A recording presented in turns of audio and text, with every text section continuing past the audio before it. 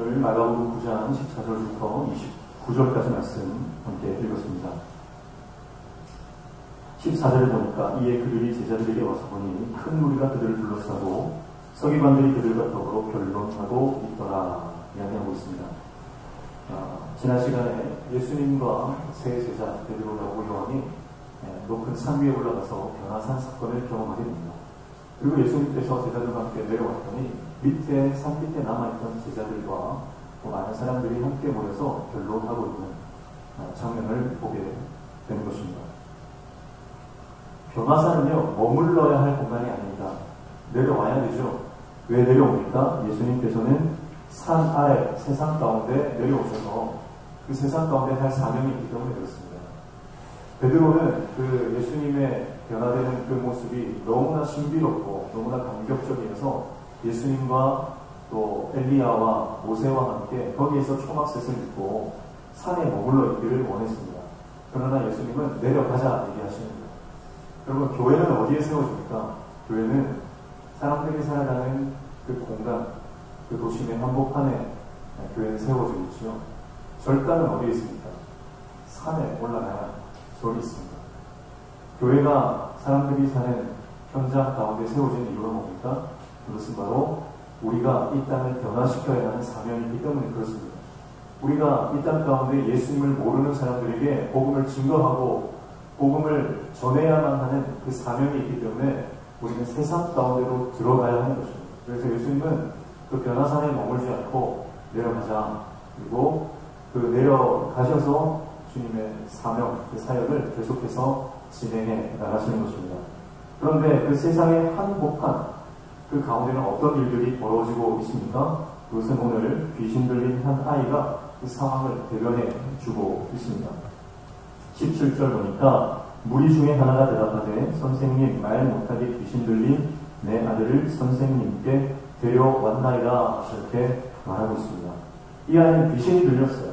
언제부터 귀신이 들렸냐면 아주 어릴 때부터 귀신에 들렸습니다. 그래서 예수님이 물으시죠. 언제부터 이렇게 되었느냐? 21절 보십시오. 예수께서 그 아버지에게 물으시되 언제부터 이렇게 되었느냐 하시니 이르되 어릴 때부터니이다. 22절에 보니까 그 아이의 자세한 상황이 나오는데요. 귀신이 그를 죽이려고 불과 물에 자주 던졌나이다. 그러나 무엇을 하실 수 있거든 우리를 불쌍히 여기사 도와 주옵소서 그렇게 이야기합니다. 그 아이는 귀신 때문에 악한 영이 그를 사로잡아서 그 삶을 피폐하게 완전히 망가뜨리고 있었습니다. 그래서 불만 보이면 거기에 뛰어들고 물이 보이면 거기에 빠지게 되는 그런 처참하고 참혹한 인생을 살아가는 아이였습니다. 그 아버지의 심정이 어땠을까요? 그 아버지의 그 아이를 키워나가는데 그 아이의 모습을 보면서 이 아버지의 마음, 부모의 마음은 얼마나 찢어지고 아팠겠습니까? 여러분, 이것이 우리가 살아가는 세상의 실상입니다. 어둠의 지배 아래 종노릇하는 인류의 실상이 바로 이 모습일 거예요. 예수님 없이 살아가는 모든 사람들, 그들은 모든 것을 가진 것 같고 잘 살고 잘 먹는 것 같지만 그러나 악한 영들이 그 마음을 지배하고 있기 때문에 그들은 늘 불안과 절망과 두려움과 슬픔과 근심과 우울감으로 살아갑니다. 오늘 이 악한 영이 이 아이의 마음 가운데서 역사하니까 그가 이 인생 가운데 평안이 없는 불가물에 뛰어드는 그런 고난, 고통 가운데 살아가는 것을 볼 수가 있습니다.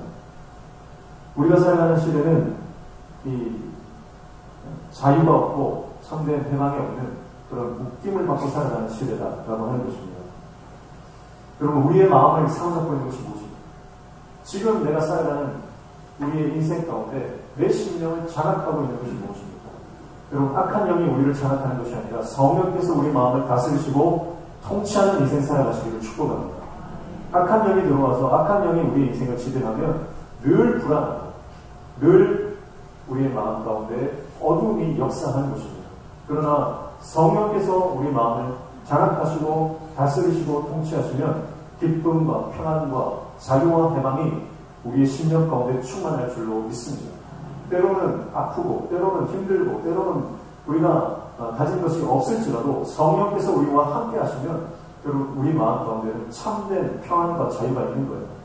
그러나 아무리 많은 것을 가져도 악한 영에 매여 살아가면, 우리가 묶임을 받고 살아가면요, 그 마음에 진정한 평안이 없습니다. 아무리 좋은 것을 많이 누리고 아무리 많은 것을 가진 인생이라 할지라도요, 그 마음이 세상 가운데 빼앗겨 버리고 악한 영이 그 마음을 붙들고 있으면 어떠한 만족도 평안도 없습니다. 그러나 주님께서 우리와 함께 하시고 주의 성령이 우리 마음에 들어오시면 우리 마음 가운데 내 배에서부터 생수가 터져나오는 놀라운 역사가 일어나게 되는 줄로 믿습니다. 이 아버지가 아이를 데리고 예수님께 나아왔는데 마침 예수님이 안 계신 거예요. 그래서 예수님의 제자들에게 이 아이에게 들릴 귀신을 쫓아달라고 부탁을 했습니다. 그런데 제자들은 귀신을 쫓아내지를 못했죠. 18절 보시죠. 귀신이 어디서든지 그를 잡으면 거꾸로 거품을 흘리며 이를 내며 그리고 파리해지는지라. 내가 선생님의 제자들에게 내쫓아달라 하였으나 그들이 능히 하지 못하더라. 근데 여러분 여기서 조금 궁금한 게 있어요. 왜냐하면 이미 예수님께서는 제자들에게 병 고치고 귀신을 쫓아내는 권능을 주셨습니까? 안 주셨습니까? 이미 주셨어요. 우리는 마가복음 6장을 살펴봤을 때에 이미 그 능력을 받은 제자들의 모습을 봤거든요. 한번 보실까요? 마가복음 6장 12절 가보십시오. 마가복음 6장 12절 13절 말씀해 보니까 이렇게 이야기합니다. 찾으신 분들 같이 읽습니다. 시작. 제자들이 나가서 회개하라 전파하고 많은 귀신을 쫓아내며 많은 병자에게 기름을 발라 고치더라. 아멘. 여러분, 제자들은 이미 권능을 받았습니다. 병을 고치고 또 귀신을 쫓아내는 악한 영들을 이길 수 있는 권세를 이미 예수님으로부터 부여받은 거예요. 그런데 이상하게 이 장면에서 제자들이 능력을 행사하지 못하게 됩니다. 왜 그럴까요? 그 이유가 무엇입니까?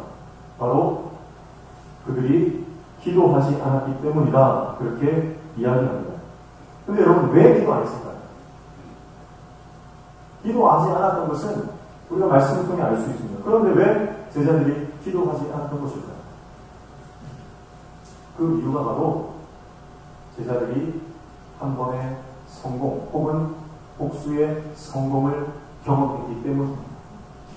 기도하지 못하도록, 기도하지 않도록 작용했던 그 마음의 심리가 뭐냐면 바로 그들이 성공했었던 경험 때문이라는 거예요. 이미 해봤다는 거예요. 이미 귀신도 쫓아보고 이미 병도 고쳐봤다는 거예요. 그러니까 자기들이 성공했던 그 경험을 믿고 그들을 기도의 자리로 나아가지 않는 거예요. 예수님께서 말씀하십니다. 그런 제자들 향해 대답하여 이르시되 19절 믿음이 없는 세대여 내가 얼마나 너희와 함께 있으며 얼마나 너희에게 참으리요 그를 내게 데려오라 하시며 예수님께서 그 제자들을 향해서 정확하게 영적 진단을 하시는데 뭐라고 말씀하세요? 믿음이 없는 세대요. 그렇게 이야기합니다. 여러분, 우리도 예수님을 믿고 성령을 받고 권능을 받았어요. 우리는 예수 이름의 권세를 가진 자들입니다. 우리는 믿음으로 말미암아 하나님의 능력을 이루고 하나님의 역사를 이루는 하나님의 종이가 된 줄로 믿습니다. 세상이 그런데 우리를 보면서 아무런 능력도 행사하지 못하고 겉으로는 크리스천이고 겉으로는 하나님을 믿는다고 말하면서 내 삶 가운데 아무런 능력도 아무런 변화도 일어나지 않는 모습이 오늘 우리의 모습이 아닌가 예수님께서 우리를 향해서 말씀하시는 장면과 같은 거예요. 믿음이 없는 세대. 여러분 우리가 믿음 없어진 이유가 뭡니까? 기도의 자리로 나아가지 않게 된 이유가 뭡니까? 내가 가진 지식 때문입니다. 내가 가진 재정 때문입니다. 내가 성공했던 그 경험들 때문입니다. 내가 다 해봤다는 거예요. 내가 이전에 다 이거 다 해봤고 내가 이전에 다 성공했던 것이고 나는 이거 잘할 수 있고 내 힘과 내 능력으로 충분히 할 수 있다고 하는 그 성공의 방정식 그것 때문에 기도의 자리로 나아가지 않는 것이죠. 그러니까 기도하지 않는다라고 하는 것은 곧 하나님을 의지하지 않는 것이고 그것은 교만 죄가 되는 것입니다. 여러분 어떤 사람이 기도합니까? 내 힘으로 할 수 없습니다. 나에게는 능력이 없습니다. 하나님만이 나의 도움이십니다. 그렇게 고백하는 사람만이 주님 앞에 엎드려 기도하게 되는 줄로 믿습니다. 그러므로 성도가 반드시 붙들어야 하는 것 어떠한 상황에서도 무릎 꿇고 나아가야 하는 것 그것이 바로 주님을 향한 기도인 줄로 믿습니다. 기도 없이는 그 어떤 역사도 일어나지 않습니다. 아니, 기도하지 않고 성공하게 된다면 성공한 그것 때문에 우리는 망하게 되는 거예요. 그러므로 여러분, 우리는 어떤 상황에서든 주님 앞에 기도해야 합니다. 성경은 끊임없이 이야기합니다. 기도하라고. 성경은 끊임없이 강조합니다. 기도를 강조합니다. 다른 것이 없습니다. 우리는 말씀과 기도로 거룩해지는 하나님의 백성인 줄로 믿습니다. 기도하지 않고 성공한다. 있을 수도 없고요. 그렇게 운이 좋아서 된다고 하더라도요. 기도하지 않고 성공하는 것은 저주가 되는 것입니다. 그러므로 날마다 기도하는 하나님의 사람 되시기를 축복합니다. 기도로 하나님의 역사를 이루는 하나님의 종 되시기를 축복합니다. 할 수 있거든 나를 도와주십시오 이야기하는 믿음 없는 모습이 아니라 기도하면 반드시 응답된다는 것을 믿음으로 하나님 앞에 고백하는 저와 여러분 되시기를 축복합니다. 그래서요, 악한 영은요, 이 기도의 능력을 알기 때문에 우리 기도의 자리로 나아가지 못하게 합니다. 기도하려고 하면 바쁜 일들이 생겨요. 기도하려고 하면 내 마음이 따라주지 않고 내 몸이 따라주지 않는 것을 우리가 여러 번 경험하게 되는 것입니다. 그러나 여러분, 그때 믿음으로 기도의 자리로 나아가십시오. 그때 영적인 돌파가 일어나는 것입니다. 우리 삶의 변화를 원하고 우리 삶의 회복을 원하고 교회의 부흥을 원한다면 반드시 기도의 용사들이 기도의 자리를 지켜야 합니다. 기도하지 않고는 하나님의 역사를 볼 수가 없기 때문입니다. 그러므로 어떤 상황이든 어떤 환경이든 우리는 주님 앞에 엎드려 기도하는 기도의 종 다 되시기를 축복합니다. 기도는 성도의 호흡, 기도는 성도의 군호입니다. 기도는 성도의 위로입니다. 기도는 성도의 힘이요, 기도는 성도의 영광입니다. 우리가 십자가를 붙들고 기도할 때 우리는 하나님의 영광과 하나님의 역사를 경험하게 되는 것입니다. 그래서 오늘 저는 성경에 등장하는 많은 기도의 사람들이 있는데 그 중에서 대표적인 세 가지의 기도를 소개하고자 합니다. 첫 번째는 욥의 기도입니다.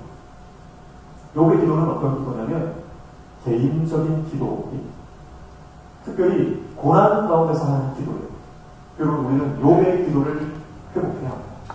그리고 우리는 고난의 시간을 살아가고 있습니다. 힘들고 어렵고 아픈 상황 가운데 우리는 놓여 있습니다. 그때 우리는 욥과 같이 하나님 앞에 엎드려 기도해야 하는 것입니다. 근데 욥의 기도는요, 세 가지 단계를 거쳐요. 첫 번째 단계는 뭐냐면 욥이 그 고난에 대해서 하나님 앞에 하소연하는 단계입니다. 문제를 만났어요. 어떤 문제입니까? 자녀들이 다 죽어버렸어요. 그리고 자기는 극심한 피부병에 걸려서 너무나 말할 수 없는 고통을 당합니다. 그리고 사랑하는 아내마저 자기를 저주하고 떠나버리는 너무나 외롭고 너무나 절망적이고 고통스러운 상황 가운데 혼자 이 세상에 덩그러니 남게 되어지는 고통을 당하게 되는 것입니다. 그때 욥은 하나님 앞에 나가 기도합니다. 뭐라고 기도하냐면, 하나님, 왜 나를 이 땅에 태어나게 하십니까? 왜 나에게 이런 고난을 주십니까? 왜 나에게 이런 아픔을 허락하십니까? 하나님께서 허락하신 그 고통과 고난에 대해서 이해하지 못하고 자신의 정체성이 흔들리게 됩니다. 그러나 욥은 그의 솔직한 심정을 하나님 앞에 쏟아냅니다. 그렇게 하나님 앞에 기도하던 욥의 기도는요, 한 단계 더 성숙한 기도로 바뀌게 되는데요. 그 기도가 어떤 기도냐면 욥기 23장 10절의 기도. 이렇게 기도해요. 그러나 내가 가는 길을 그가 아시나니 그가 나를 단련하신 후에는 내가 순금같이 되어 나오리라. 아멘. 욥의 기도가 바뀌는 거예요.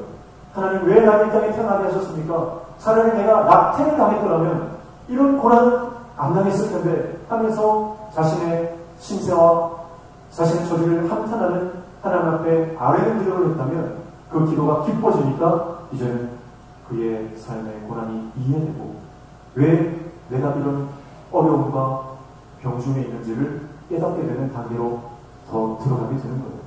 그래서 욥이 깨닫게 뭐냐면, 내가 이 고난을 지나고 나면 내가 정금처럼 순금과 같이 하나님 앞에 단련되어 주겠구나. 내가 더 큰 믿음의 사람이 되겠구나. 그리고 하나님의 뜻을 더 깊이 묵상하는 그 단계로 들어가는 거예요. 그렇게 더 기도하다 보니까 이제는 완전히 하나님과 소통하는 기도가 됩니다. 그래서 욥의 기도의 최종 단계는요, 소통하는 기도, 하나님의 임재를 경험하는 기도가 되는 것입니다. 그래서 욥기 42장 5절 말씀에는 이렇게 그가 기도합니다.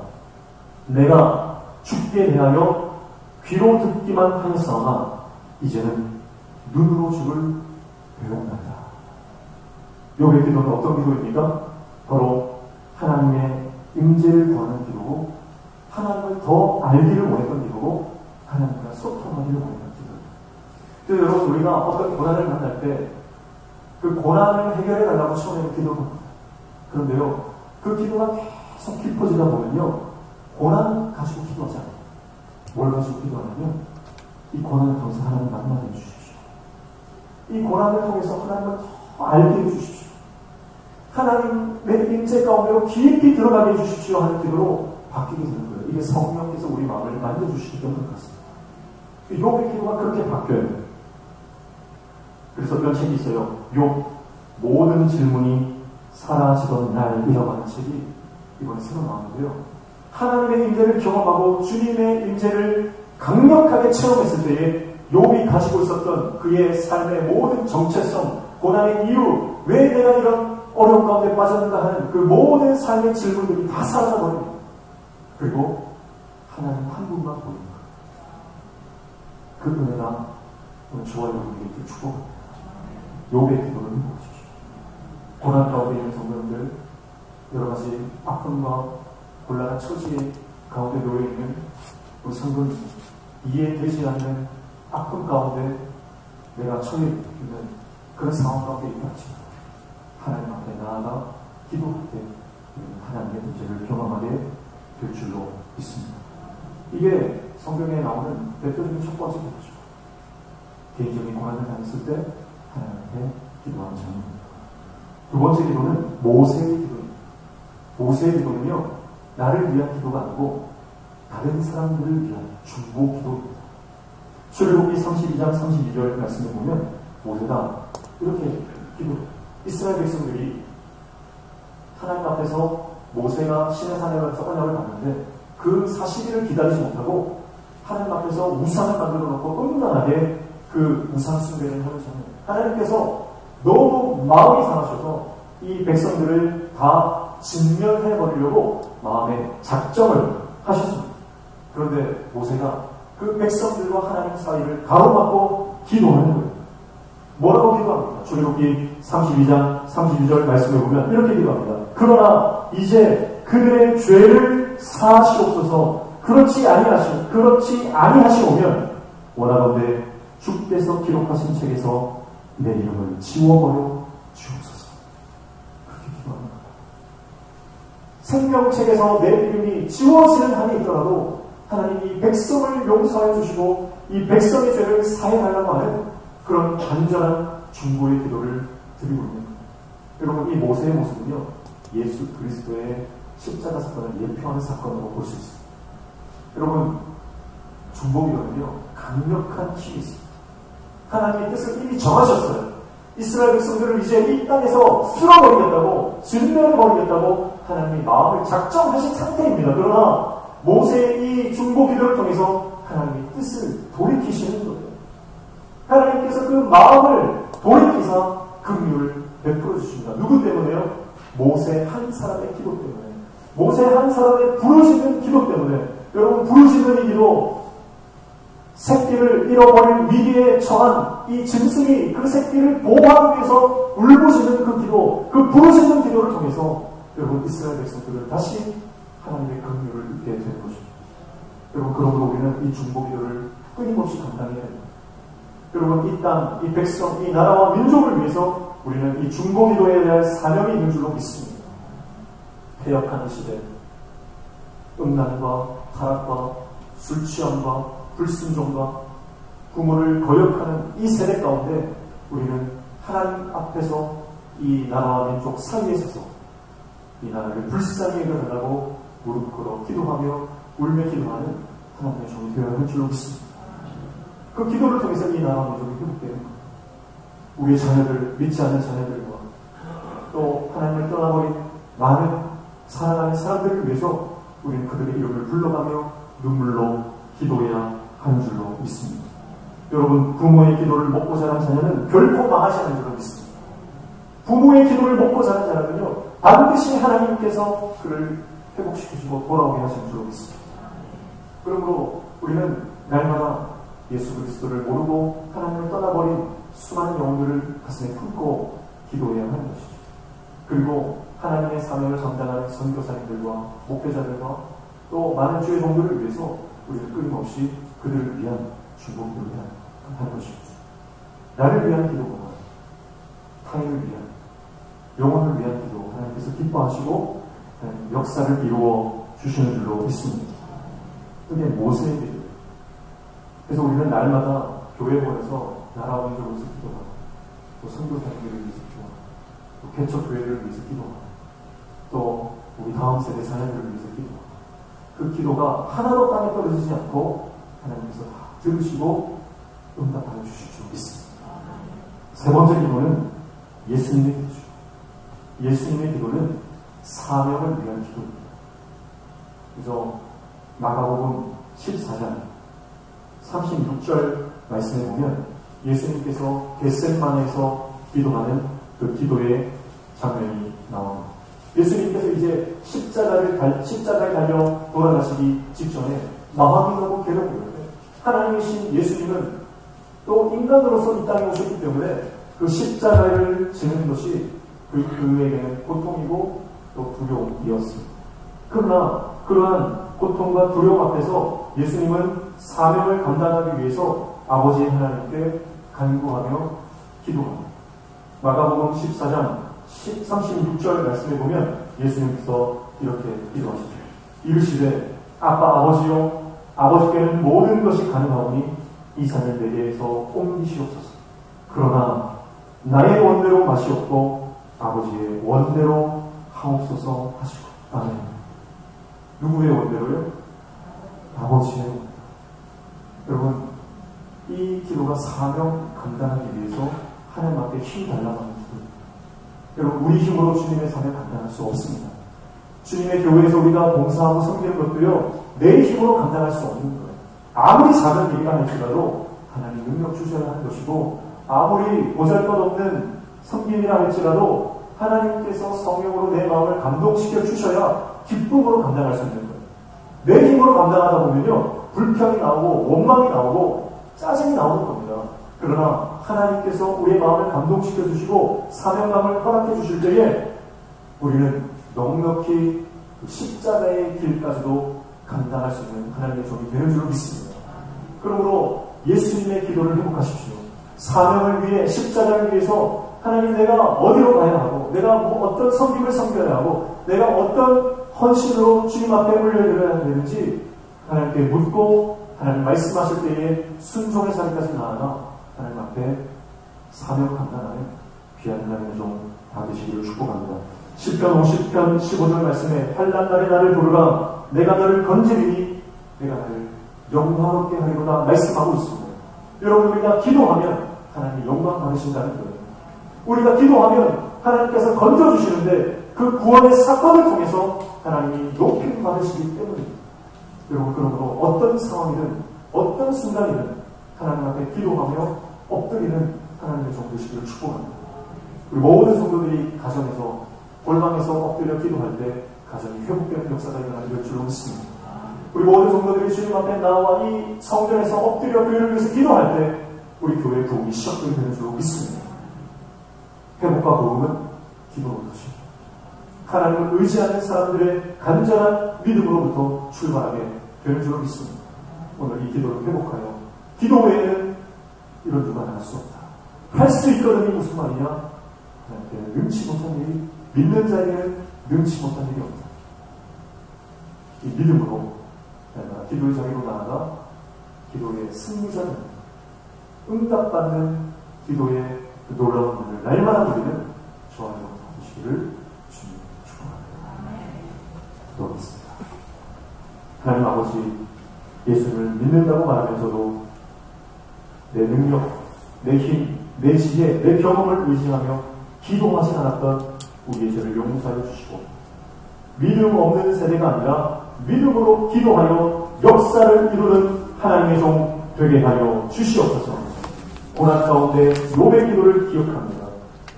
어려운 상황 가운데 처해 있는 죽어가는 영혼들을 바라보며 모세의 기도를 기억합니다.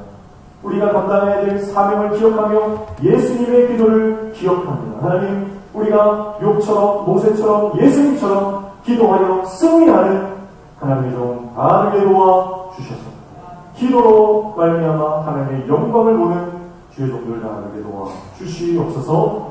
예수님의 이름으로 기도하옵나이다. 아멘.